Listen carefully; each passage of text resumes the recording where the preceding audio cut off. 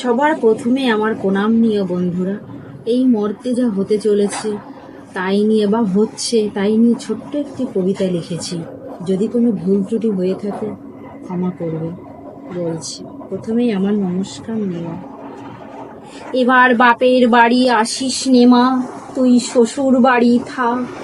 মর্তে মহিষাসুরের অত্যাচারে বাজবে না মা ঢাক। শ্বশুর বাড়ি থাক মা, ওমা তুই শ্বশুর ঘরেই থাক।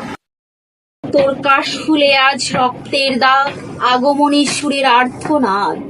ওরা মাটির দুর্গা পুজো করে মা, অথচ ওদের মনের মধ্যে পাপ।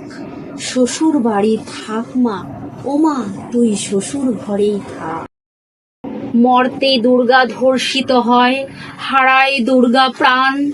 দুর্গা মতে পায় না বিচার, জোটে শুধুই অসম্মান।